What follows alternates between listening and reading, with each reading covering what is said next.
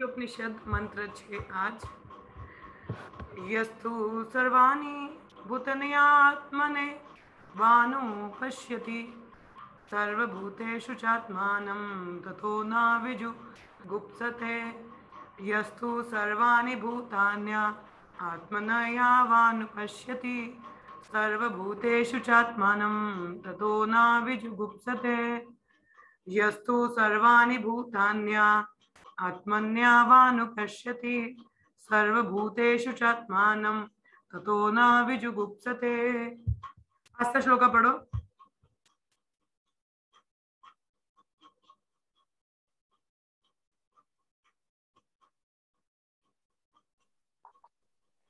यस्तु सर्वाणि भूतानि आत्मानि वानुपश्यति सर्वभूतेषु चात्मानं ततो न विजुगुप्सते।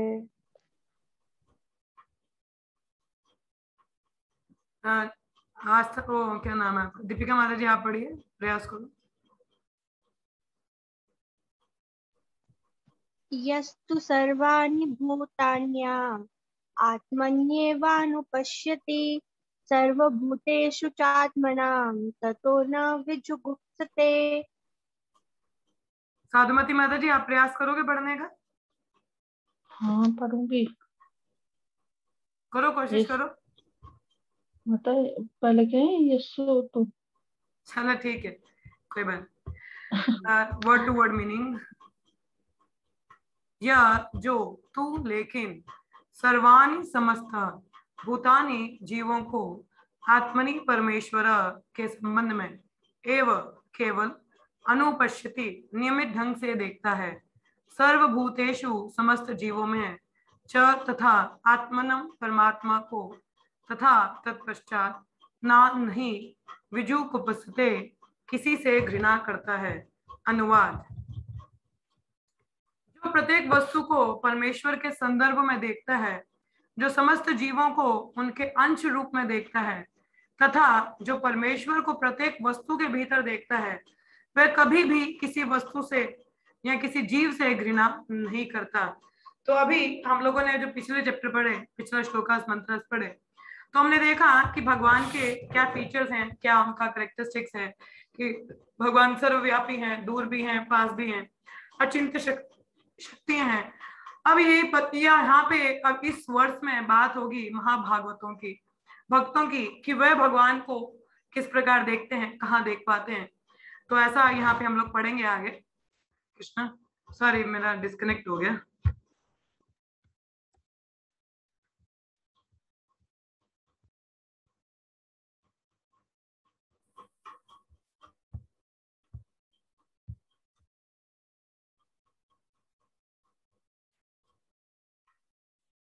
तो यहाँ पे अभी हम भक्तों के बारे में देखेंगे। तो पहले भगवान की चर्चा हो रही थी, ठीक है। तो यहाँ पे जैसे अनुवाद में प्रपात बता रहे हैं, जो प्रत्येक वस्तु को परमेश्वर के संदर्भ में देखता है, जो समस्त जीवों को उनके अंश रूप में देखता है तथा जो परमेश्वर को प्रत्येक वस्तु के भीतर देखता है, वह कभी भी किसी वस्तु से या किसी जीव से घृणा नहीं करता। तो ये लक्षण किसके हैं? महाभागवत वैष्णव। किसके लक्षण है ये? महाभागवत भक्त के। क्योंकि जो महाभागवत भक्त है, शुद्ध भक्त है, वही भगवान को हर वस्तु में देखता है, हर जीव को भगवान के अंश रूप में देखता है, परमात्मा को हर किसी के भीतर देखता है और कभी भी किसी वस्तु या जीव से घृणा नहीं करता, ठीक है। तात्पर्य में श्रील प्रपात बताते हैं,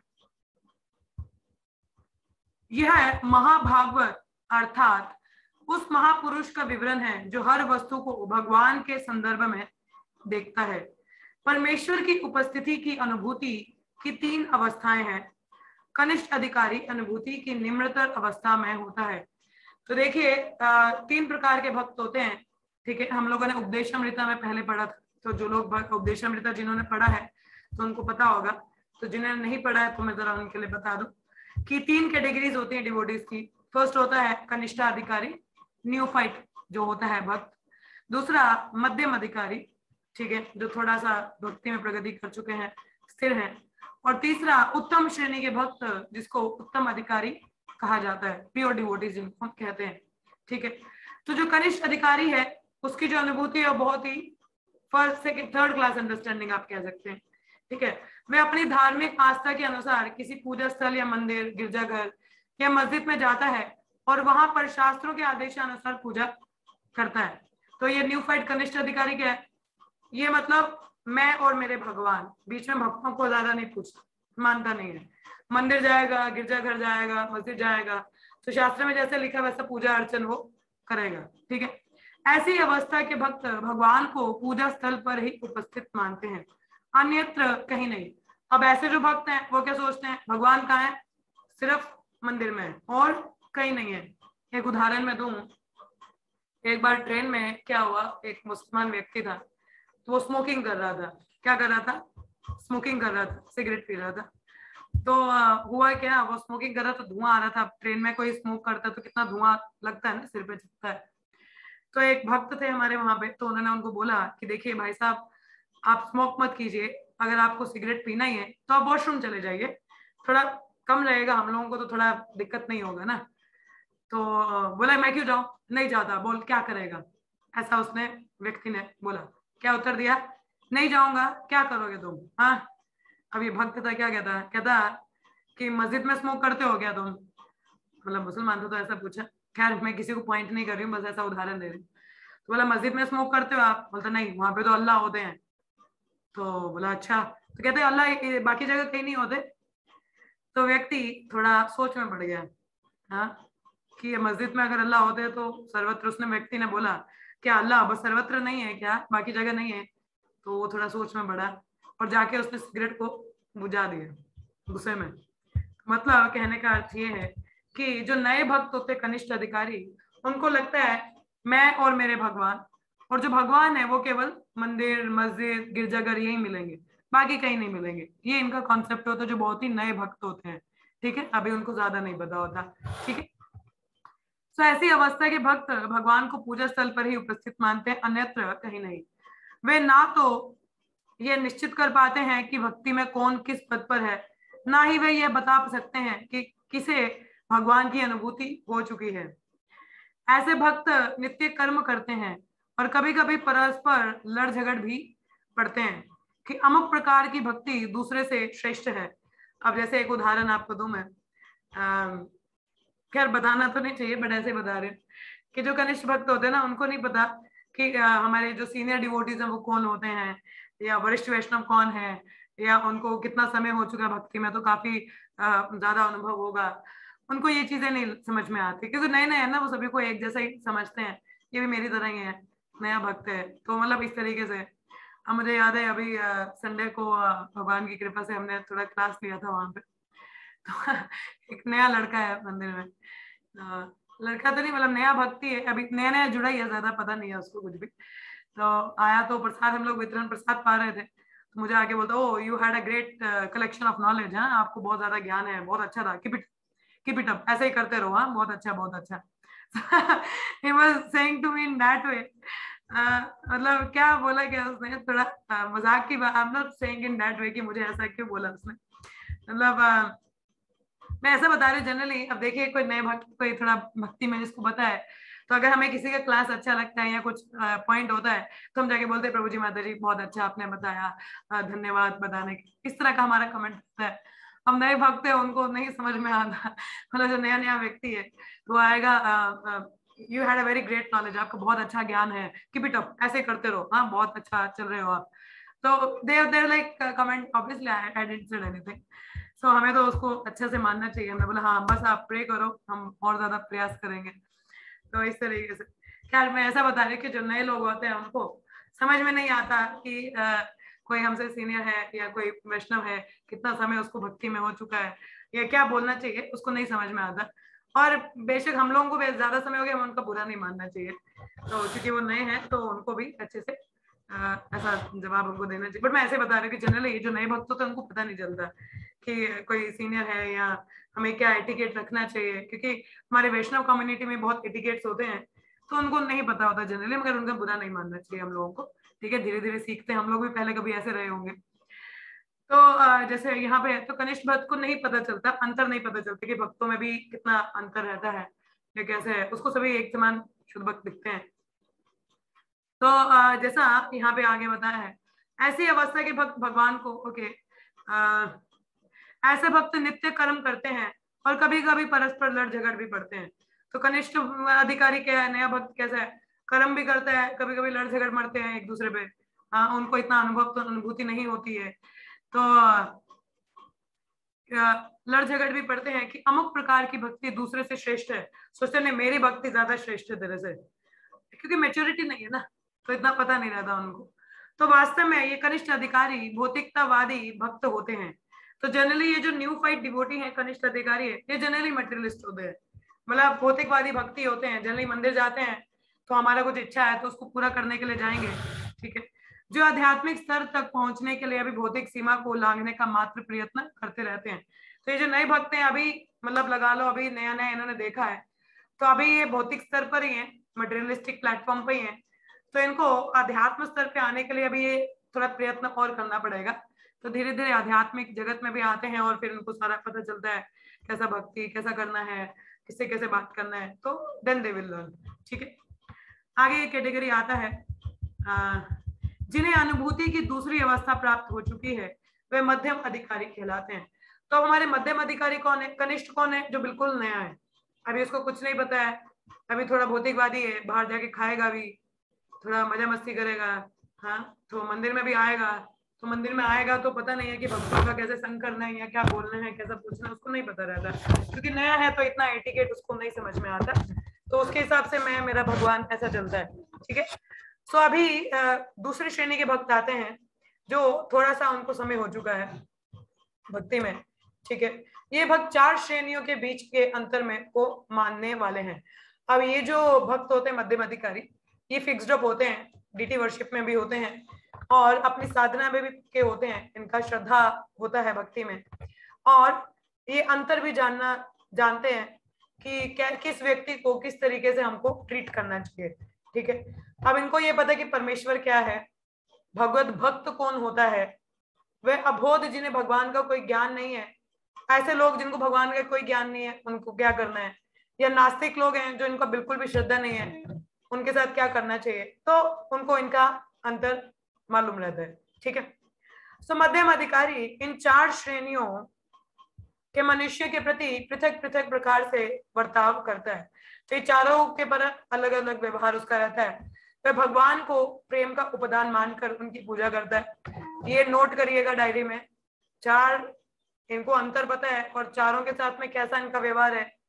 भगवान के साथ प्रेम संबंध, ठीक है, भक्ति करेगा, पूजा करेगा, और भक्ति करने वालों से मैत्री स्थापित करता है, भक्तों के साथ में फ्रेंडशिप, भगवान के साथ प्रेम भरी सेवा, भक्तों के संग मैत्री, और जो अबोध के हृदय में, और जो लोग बिल्कुल नए लोग हैं जिनको पता नहीं है, उनके क्या है, उनको प्रचार करेगा, उनके हृदय में भक्ति को प्रदान करेगा, और जो नास्तिक लोग हैं उनसे उनका संग नहीं करेगा, ठीक है। तो मध्यम अधिकारी को पता है कि किसके साथ क्या व्यवहार करना है। तो क्या 4 प्रकार के लोगों में वो अंतर कर पाता है, कौन सा है, सबको समझ में आया? प्लीज नोट डाउन, नोट कर लीजिए। पहला, उसको पता है कि परमेश्वर कौन है, भगवान कौन है, भक्त कौन होते हैं, और जो भक्ति में नहीं है, नॉन डिवोटी, वो कौन है, और जो नास्तिक लोग हैं जो भगवान में बिल्कुल श्रद्धा नहीं रखते हैं। और इन चारों के साथ में उसका कैसा डीलिंग है, भगवान के साथ कैसा है, प्रेम भरी भक्ति सेवा, और भक्तों के संग में मैत्री फ्रेंडशिप करना, और जो नए लोग हैं जिनको कुछ पता नहीं है, नॉन डिवोटी है, उनको प्रचार करना, और जो नास्तिक लोग हैं उनका संग ना करना, ठीक है। समझ में आया चारों लोगों का मध्यम अधिकारी का कैसा डीलिंग रहता है? सभी को क्लियर है? हरे कृष्णा, डाउट तो नहीं है? हरे बोल। समझ में आया आपको कि नहीं आया, बताइए। जी माता जी। आ गया? आस्था, यू आर क्लियर? आपको समझ में आया? हाँ यस माता जी। साधुमती माता जी, आपको समझ में आया क्या पढ़ा हमने कनिष्ठ और मध्यम अधिकारी का? Hope so. चलिए, ठीक है। और मध्यम अधिकारी, अब ये तो मध्यम अधिकारी हो गया, ये फिक्स्ड अप है थोड़ा भक्ति में, ठीक है। और मध्यम अधिकारी में हमारे काउंसलर्स हो सकते हैं, मेंटर्स हो सकते हैं, ठीक है, जो हमें प्रचार प्रसार करते हैं, तो वो मध्यम अधिकारी में आ जाते हैं, ठीक है। आगे है मध्यम अधिकारी, जो दीक्षित भक्त हैं वो भी हमारे इसमें आ जाते हैं। मध्यम अधिकारी के ऊपर उत्तम अधिकारी होता है, जो प्रत्येक वस्तु को भगवान से संबंधित देखता है। तो मध्यम अधिकारी के ऊपर कौन है? उत्तम अधिकारी, जो सबसे उच्चतम भक्त है, शुद्ध भक्त, जो प्रत्येक वस्तु को भगवान से संबंधित देख पाता है। अब जो उत्तम अधिकारी की स्टेज पे, वो हर चीज को भगवान के संबंध में देखेगा। ऐसा भक्त नास्तिक तथा आस्तिक में भेदभाव नहीं करता, अपितु हर एक को ईश्वर का अंश मानता है। और मध्यम अधिकारी नास्तिक लोगों से थोड़ा दूरी बनाता है, क्योंकि खतरा रहता है ना, उनका क्या पता, उनका संग मिल गया तो पता चला अपना भी गया। परंतु जो उत्तम अधिकारी है वो आस्तिक हो, नास्तिक हो, अभक्त हो, भक्त हो, सबको भगवान का अंश मानते हैं, सब पे कृपा दिखाता है। वह जानता है कि एक विद्वान ब्राह्मण तथा गली के कुत्ते में कोई अंतर नहीं होता, क्योंकि दोनों ही भगवान के अंश हैं। वो जानवर में और इंसान में ज्यादा अंतर नहीं दिखाता। क्यों? क्योंकि पंडितः समदर्शिनः, क्योंकि सब में वो जीवात्मा देख पाता है और जीवात्मा भगवान का अंश है। तो आगे लिखा है, यदि भी वे अपने विगत जीवन के कर्मों के भिन्न भिन्न गुणों के अनुसार भिन्न भिन्न भेद धारण करते हैं। अब जो कुत्ते की जीवात्मा है उसके कर्म वैसे नहीं होंगे, अब जो मनुष्य के स्वभाव में उसका कर्म वैसा रहा होगा, है कि नहीं? तो उस प्रकार से, ठीक है। वह देखता है कि परमेश्वर के अंश रूप ब्राह्मण ने भगवान द्वारा प्रदत्त अपनी स्वल्प स्वतंत्रता का दुरुपयोग नहीं किया है, और कुत्ता अपनी स्वतंत्रता का दुरुपयोग करके प्रकृति के नियमों द्वारा दंडित होकर कुत्ते के शरीर में बंद है। तो देख पा रहे कि जो भक्त है, ब्राह्मण है, उसने अपना जो इंडिपेंडेंस था उसका मिसयूज नहीं किया, उसको उसने इस्तेमाल करके भगवान की सेवा में लगाया। परंतु जो कुत्ता था उसने कर्म ही बुरे किए, हाँ, आपने इंद्र तृप्ति किया तो कुत्ते के जन्म में आया, ये उसके कर्मों का फल है, ठीक है। ब्राह्मण तथा कुत्ते के अपने अपने कार्यों का विचार किए बिना उत्तम अधिकारी दोनों का कल्याण करना चाहता है। तो जो शुद्ध भक्त होते हैं वो सभी जीवात्मा के लिए उद्धार का देखता है। एक बार हमारे ये जो नवीगंध महाराज जी हैं, तो एक बार ये सफर कर रहे थे गाड़ी में, तो कहीं उनको बहुत दूर जाना था, शायद जल्दी में थे, गाड़ी चल रही थी। तो वहां पे क्या हुआ, महाराज तो हरे कृष्ण महामंत्र हमेशा जपते रहते हैं, कभी भी ऐसा नहीं है कि महाराज के मुंह से हरे कृष्ण ना चल रहा हो। तो हुआ क्या, गाड़ी के नीचे ना अचानक से कुत्ता आ गया और वो मर गया उधर।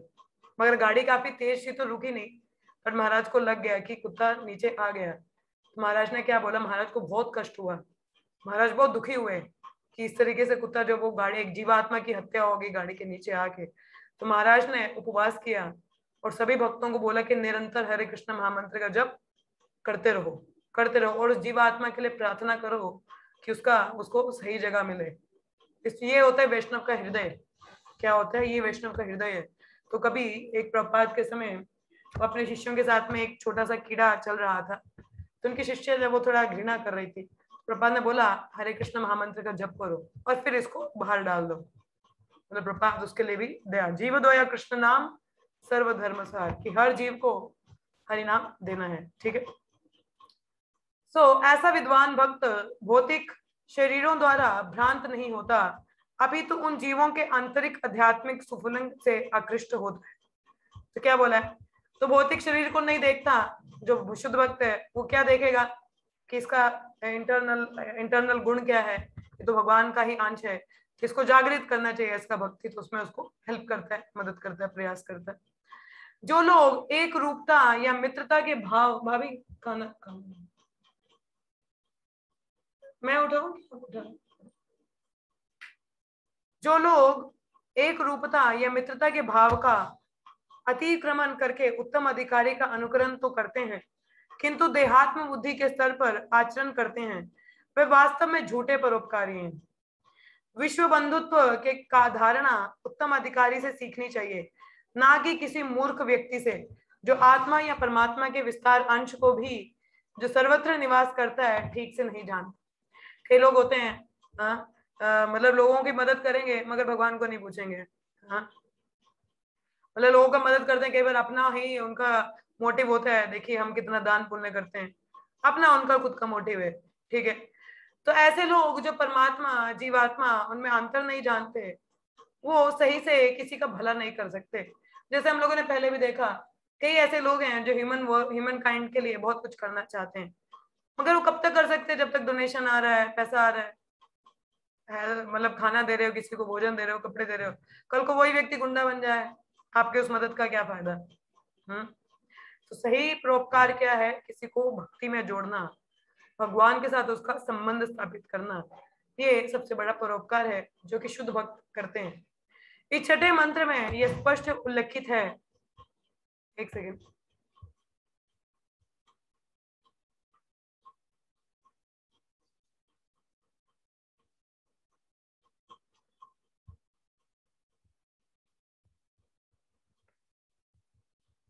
हरे कृष्णा कृष्ण कृष्ण हरे हरे।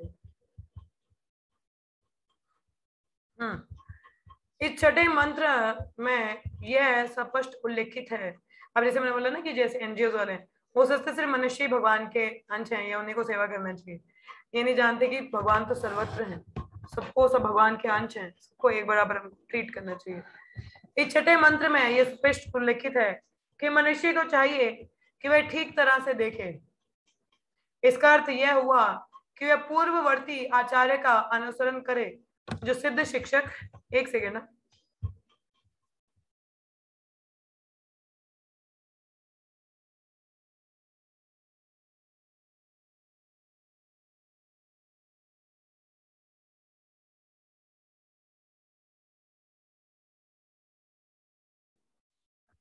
इसका अर्थ यह हुआ कि वह पूर्ववर्ती आचार्य का अनुसरण करे जो सिद्ध शिक्षक है। इस प्रसंग में अनुपश्यंती अत्यंत उपयुक्त संस्कृत शब्द है। अनु का अर्थ है अनुसरण करना और पश्यति का अर्थ देखना। इस प्रकार अनुपश्यति शब्द का अर्थ यह हुआ कि वह वस्तुओं को उस रूप में ना देखे जिस तरह वह अपनी खुली आंखों से देखता है, प्रत्युत पूर्ववर्ती आचार्यों का अनुसरण करे। तो मतलब देखिए, दो शब्द आते हैं, अनुकरण और अनुसरण। ठीक है, अनुसरण का मतलब होता है फॉलो करना और अनुकरण का मतलब होता है इमिटेट करना।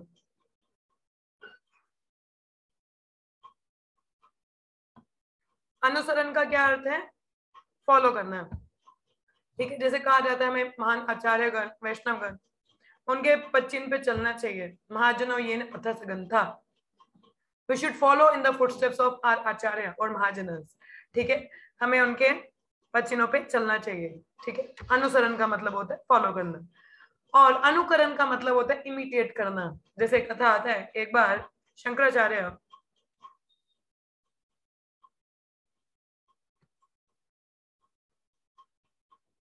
अपने कुछ शिष्यों के साथ में साउथ इंडिया की यात्रा पे थे।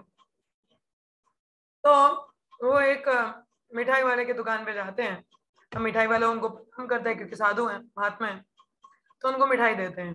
ठीक है, तो मिठाई तो देते हैं उनको, वो उनको एक्सेप्ट करते हैं और खा लेते हैं। तो सारे सन्यासी जितने भी शिष्य थे सभी लाइन में खड़े हो जाते, अब तुम्हें भी मिलेगा। शंकराचार्य समझ गए कि ये लोग थोड़ा गलत कर रहे हैं इस तरीके से। हाँ, शंकराचार्य आगे जाते हैं तो गोल्ड स्मिथ का शॉप, लोहार का, लोहार को बोलते हैं, वो भी प्रणाम करते हैं, बोलते हैं कैसे सेवा करो। तो लोहार को बोलते हैं मुझे ना ये कोयला, जलता हुआ कोयला ये दे दो। तो उन्होंने बोला महाराज ये कैसे दे सकते हो? बोल नहीं, तुम बस आदेश का पालन करो, मुझे दे दो। तो शंकराचार्य था, वो तो शक्तिशाली थे, तो वो लेते हैं, उसको सीधा मुंह में डालते हैं, खा जाते हैं। अब जितने पीछे शिष्य थे ना, उन्होंने देखा, बोला भाई तू आगे जा ये सही नहीं, तू आगे जा। तो एक दूसरे को ऐसा बोलने लगे, मतलब वो इमिटेट कर रहे थे। तो वी कैन नॉट इमिटेट आचार्य और ग्रेट वैष्णव, तो हमें उनको फॉलो करने का प्रयास करना चाहिए। जैसे लॉर्ड शिवा, उन्होंने जहर पिया, बाकी कोई पी सकता है क्या? इमिटेट तो नहीं कर सकते ना, तो हमें अनुसरण करना चाहिए। तो इन दो शब्दों का अर्थ समझिएगा, अनुकरण और अनुसरण। ठीक है, अनुसरण मतलब फॉलो करना। तो यहाँ पे लिखा है, तो हमें क्या है, आचार्य गणों को देखना चाहिए, ऑब्जर्व करना चाहिए और उनको फॉलो करने का प्रयास करना चाहिए, इमिटेट नहीं करना। ठीक है, कि बोले मैं हरदास ठाकुर बन जाऊं, मैं पूरे दिन जप करूंगा, हम लोग ऐसा नहीं कर सकते। ठीक है, तो भौतिक दोषों के कारण आंखें किसी भी वस्तु को ठीक से नहीं देख पाती। कोई तब तक ठीक से नहीं देख सकता जब तक उसने किसी श्रेष्ठ स्तोत्र से स्तुति ना रखा हो, और सर्वोच्च स्तोत्र वैदिक ज्ञान है। क्या बोला गया यहाँ पे कि भौतिक दोषों के कारण आंखें किसी भी वस्तु को ठीक से नहीं देख पाती। और हम लोग क्योंकि हमारी अपूर्ण इंद्रियां है ना, तो हर चीज को हम लोग दोष है तो अच्छे से नहीं समझ पाते, तो इसलिए हमें शास्त्र का सहारा लेना चाहिए। हाँ, और जिसकी चर्चा स्वयं भगवान ने की है। और वैदिक शास्त्र तो भगवान के द्वारा ही उच्चारित है, दिया गया है। वैदिक सत्य शिष्य परंपरा द्वारा भगवान से ब्रह्मा, ब्रह्मा से नारद, नारद से व्यास और व्यास से उनके कई शिष्यों तक आता है। सो ये जो हमारा वैदिक नॉलेज है ये कैसे आ रहा है? गुरु परंपरा में, डिसिप्लिक सक्सेशन में। ये ऐसा नहीं है कि ऐसे आ गया, भगवान ने सबसे पहले ब्रह्मा जी के हृदय में इसको बताया, ज्ञान दिया, आगे ब्रह्मा जी ने अपने शिष्य और पुत्रों को दिया और आगे ऐसे परंपरा में आया। ठीक है, तो जैसे बोला गया है, पहले वेदों के संदेश को अभिलिखित करने की आवश्यकता नहीं थी, क्योंकि तब लोग अधिक बुद्धिमान तथा प्रखर स्मरण शक्ति वाले होते थे। वे प्रमाणिक गुरु के मुख से मात्र एक बार सुनकर उपदेशों का अनुसरण कर सकते थे। पहले के लोगों की बुद्धि बड़ी स्ट्रांग होती थी, सुना और याद हो गया। मगर आजकल ऐसा नहीं है, सुन के तो कुछ भी याद नहीं रहता, इसलिए नोट करना चाहिए। इस समय शास्त्रों की अनेक टीकाएं प्राप्त हैं। पहले तो शास्त्र लिखित फॉर्म में थे ही नहीं, ये तो कलयुग के जीवों के लिए व्यास देव जी की कृपा है कि सारे शास्त्र में लिखित रूप में है, किंतु उनमें से अधिकांश उस शिष्य परंपरा से मेल नहीं खाते हैं जो श्रील व्यास देव जी से प्रारंभ होती है, जिन्होंने पहले पहल वैदिक वाडंबे का संकलन किया। श्री व्यास देव की अंतिम परम पूर्ण तथा भव्य कृति श्रीमद् भागवत है। तो जो सबसे बड़ी एक वेदांत सूत्र है, एक सहज टीका है। ठीक है, तो वेदांत सूत्र वैष्णवों के लिए कौन सी टीका है? भागवतम, जो व्यास देव जी ने हम लोगों को दिया, और ये मानव समाज के लिए सबसे बड़ी देन है। भगवत गीता भी एक कृति है जिसका प्रवचन स्वयं भगवान ने किया और व्यास देव ने उसको लिपिबद्ध किया। तो भगवत गीता की वाणी भगवान कृष्ण स्वयं बोली है और उसको रिटन फॉर्म में व्यास देव जी ने दिया। यह अत्यंत महत्वपूर्ण शास्त्र है और ऐसी कोई भी टीका या भगवत गीता या श्रीमद् भागवत के सिद्धांतों के विपरीत है, अवैध है। उपनिषदों, वेदों, वेदांत सूत्र, भगवत गीता तथा श्रीमद् भागवत के मध्य पूर्ण साम्य है और किसी को वेदों के संबंध में तब तक किसी भी निर्णय तक पहुंचने का प्रयास नहीं करना चाहिए जब तक उसे व्यास देव की शिष्य परंपरा से सदस्यों से आदेश ना प्राप्त हो जाए, जो भगवान तथा उनकी विभिन्न शक्तियों पर विश्वास करते हैं, जैसे कि श्री ईशोपनिषद में व्याख्या हुई है।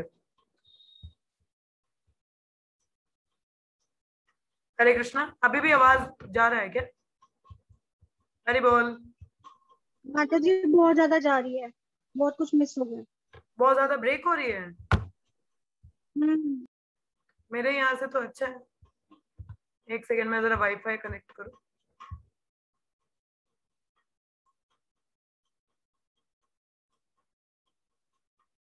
हरे कृष्णा। अभी ठीक है? हरि बोल। अभी आवाज ठीक है? जी माता जी। चलो मैं इसको दोबारा पढ़ देती हूँ। यहाँ पे बात आ रही थी कि जो वेद हैं वो क्या है, गुरु परंपरा में है, तो इसीलिए पहले के समय में क्या होता था, शिष्य सिर्फ सुनते थे और कोई याद रहता था। मगर ये व्यास देव जी की कृपा है कि हमें सारे शास्त्र लिखित रूप में मिले। ठीक है, चाहे वो भगवत गीता हो या भागवतम हो। तो भागवतम वैष्णवों का वेदांत सूत्र है और भगवत गीता भगवान की वाणी है जिसको व्यास देव जी ने उसको रिटन फॉर्म में हम लोगों को दिया। और ये जितना भी उपनिषद हो, वेदों, वेदांत सूत्र, भगवत गीता, तो श्रीमद् भागवतम के मध्य पूर्ण साम्य है। किसी को वेदों के संबंध में तब तक किसी भी निर्णय तक पहुंचने का प्रयास नहीं करना चाहिए जब तक उसे व्यास देव की शिष्य परंपरा के सदस्यों से आदेश ना प्राप्त हो जाए, जो भगवान तथा उनकी विभिन्न शक्तियों पर विश्वास करते हैं, जैसे कि श्री ईशोपनिषद में व्याख्या हुई है। तो देखिए, ये जितने भी शास्त्र हैं इनको अगर हम खुद से पढ़ने का प्रयास करेंगे हमें समझ नहीं आएगा। तो इसीलिए हमें, जैसे इन महाभागवतों की बात यहाँ पे की गई है, ऐसे उत्तम भक्तों से या मध्यम अधिकारी से हमको इसको सीखने का, सुनने का प्रयास करना चाहिए। तभी हम इसमें श्रद्धा करके आगे प्रगति कर सकते हैं और इसको अच्छे से समझ सकते हैं। ठीक है, तो भगवद गीता के अनुसार जो पहले से ही मुक्त पद ब्रह्मभूत पर आसीन है और प्रत्येक जीव को अपना ही भाई मानता है, वही उत्तम अधिकारी भक्त बन सकता है। तो मतलब जो कि क्या है, मुक्त है और सभी को एक दृष्टिकोण से देखता है, सबको अपना ही भाई बंधु समझता है, वही उत्तम अधिकारी है। ठीक है, ऐसी दृष्टि राजनीतिज्ञों को नहीं प्राप्त हो सकती। अब पॉलिटिशियन उनको है क्या, पॉलिटिशियन को अपना मतलब है ना, जो सदैव किसी न किसी भौतिक लाभ के पीछे पड़े रहते हैं।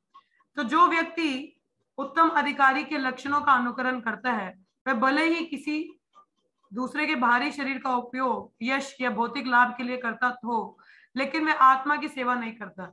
अनुकरण का शब्द है ना, अनुकरण मतलब इमिटेट करना। कई लोग हैं जो शुद्ध भक्तों को, वैष्णव को इमिटेट करते हैं, मगर वो कोई वही तो उनको कोई लाभ नहीं है उसका। थोड़े समय के लिए में भी फेम प्रेस्टीज उनको मिल जाए, मगर कोई बेनिफिट नहीं मिलेगा उसका। ठीक है, तो ऐसे अनुकरण करता नकलची को आध्यात्मिक जगत की कोई जानकारी नहीं मिल सकती। तो ऐसे जो लोग इमिटेट करते हैं उनको कोई जानकारी नहीं मिल सकती। तो उत्तम अधिकारी भौतिक शरीर में नहीं जीवात्मा का दर्शन करता है और आत्मा के रूप में उसकी सेवा करता है। तो जो उत्तम अधिकारी है वो यहीं बैठे परमात्मा को देख पाता है और भगवान की सेवा में लगता है। इस प्रकार भौतिक पक्ष की स्वतः सेवा होती रहती है। ठीक है, तो इस तरीके से ये वाला श्लोक मंत्र भी हमारा कंप्लीट होता है, जहाँ पे महाभागवत उत्तम भक्त की बात की गई है। तो हमें शुद्ध भक्तों का अनुसरण करना चाहिए, अनुकरण नहीं। अनुसरण मतलब फॉलो करना और अनुकरण मतलब इमिटेट करना। तो इमिटेट नहीं करना है हमको। ठीक है, कई लोग हैं जो खुद को शुद्ध भक्त मान लेते हैं, ऐसा इमिटेट करते हैं, मगर उनसे लाभ ना तो उनको होता है और ना तो उनके सुनने वालों को होता है। ठीक है, और हमें क्या है, शास्त्रों का सहारा लेना चाहिए और शास्त्र भी शुद्ध भक्तों के अधीन रह के हमें उसको सीखना चाहिए ताकि हम ज्ञान अर्जित सही कर सके। नहीं तो हम अपने दिमाग से मेंटल स्पेकुलेट करते जो हमें सही ज्ञान उसका नहीं मिलता। ठीक है, तो आज हम लोगों ने 3 श्रेणी के भक्त पढ़े, कनिष्ठ, मध्यम और उत्तम अधिकारी। उत्तम अधिकारी के लक्षण पढ़े और ये पढ़ा कि शास्त्र से हमें सही ज्ञान लेना चाहिए तो वही भक्तों के संग में रह के। ठीक है, और उत्तम अधिकारी का कैसा स्वभाव होता है वो हम लोगों ने इसमें पढ़ा। ठीक है, तो ये मंत्र हमारा आज यहाँ पे कंप्लीट होता है। तो आप में से किसी का कोई प्रश्न हो या कोई कुछ बोलना चाहे तो वो बोल सकता है। यस, हरे कृष्ण। एनी क्वेश्चंस और कमेंट्स और एनी रियलाइजेशंस? हाँ जी, किसी को कुछ कहना है? माता जी हरे कृष्ण। यस यस, हरे कृष्ण। माता जी मतलब जैसे मेरे साथ ऐसा होता है कि कभी जैसे यहाँ पे बोला है ना कि जो वो होता है, जो डिवोटी होता है वो लाउड है, मतलब अभी थोड़ा सा स्लो बोलो। हाँ, अभी बोलो, मैं सुनने का प्रयास करती हूँ। बोलो। वो जो व्यक्ति है ना, जो हर किसी में भगवान को हम्म। देख पाता है, हाँ। तो वो किसी को हेट नहीं करता। लेकिन जैसा मेरा केस है, तो मतलब माता जी जैसे कभी कभी होता है कि ना, जब हम सुनते हैं कि देखो ये व्यक्ति है जो स्मोकिंग कर रहा हो या ड्रिंक करता हो, हम्म। तो अंदर से अच्छा नहीं लगता है कि हम्म। मतलब नहीं आता है। तो क्या ये हेट में ही आता है? और मतलब कि किस तरीके का रिएक्शन होना चाहिए, और ये क्या आइडियल है, और या कैसे होना चाहिए फिर इसके लिए? तो माता जी हमें हम लोग अभी जैसे अप्रेंटिस है ना, अभी तो हम लोग अभी प्रैक्टिस कर रहे हैं, तो अभी एकदम से हम सबको बराबर तो नहीं देख पाते हैं। हाँ, हरी बोल, इधर आओ। तो हम लोग सबको क्या है, बराबरी से अभी नहीं देख पाते, हमारा वैसे दृष्टिकोण अभी नहीं वैसा बना है। परंतु जैसे जैसे हम भक्ति में, हरी बोल बच्चे 2 मिनट, अभी क्लास ले रही है ना मुझे। तो जैसे हम लोग भक्ति में और प्रगति करते हैं, तो मदर जैसे कनिष्ठ से मध्यम में जाते हैं, तो मध्यम से उत्तम अधिकारी का भी हमको आना है। तो तब हम कहीं ना कहीं सभी को संभाव से वो दयाहीन दया भाव से देख पाएंगे। अभी क्या किसी को पाप कर्म देखते हैं, कैसा व्यक्ति है, ऐसा घृण होता है। तो जैसे बाइबल में लिखा है we should hate the sin not the sinner, तो अभी हम लोग वैसे उस अवस्था में तो नहीं है। तो हमें क्या अपना संग ऐसे लोगों का नहीं करना चाहिए, हम लोगों को शुद्ध भक्तों का संग करना है। तो जितना ज्यादा हम शुद्ध भक्तों का संग करते हैं, जैसा उनका डीलिंग हम देखते हैं, ऑब्जर्व करते हैं, तो वो चीज कहीं ना कहीं हम अपने में भी अपना पाते हैं। चाहे अभी हम लोग उत्तम अधिकारी के प्लेटफॉर्म पे नहीं भी हैं, पर जैसे हम शुद्ध भक्तों को देखते हैं, कैसा उनको देखता है, कैसा प्रभाव, कैसा उनके साथ व्यवहार रखता है, तो वैसा देख के हम भी सीख पाते हैं। तो ज्यादा से ज्यादा प्रयास करना है कि हम शुद्ध भक्तों के संग में रहें, उनका डीलिंग ऑब्जर्व करें, उनका व्यवहार देखते हैं तो वो गुण हमें भी आते हैं। ठीक है, so it will come with the time. तो try for the time being, we should try to do our sadhana very nicely and try to associate with the pure devotees and try to observe them very closely. ठीक है, ठीक है आस्था माता जी। Yes, yes, माता जी।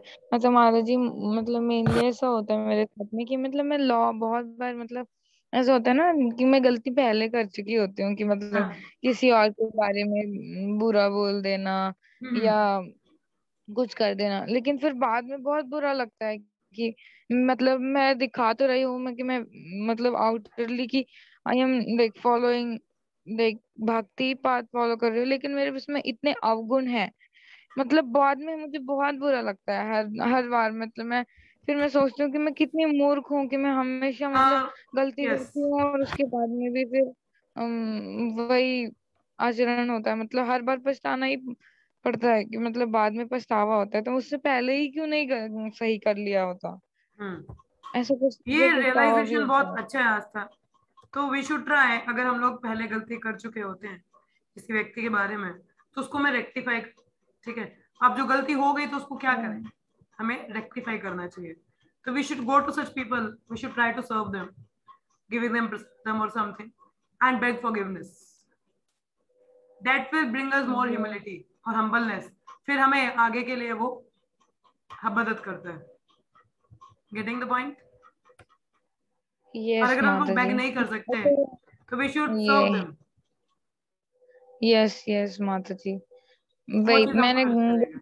मैंने गलती की थी, तो फिर मुझे बहुत पछतावा हुआ था कि मतलब मैंने तो फिर मैंने उसको ट्राई हाँ, किया कि टू रेक्टिफाई अभी डेट, मैं अगर हम करेक्ट माफी नहीं करूँ। मांग सकते तो मगर हम उनको सेवा करना चाहिए, ठीक है, हाँ दैट विल हेल्प यू।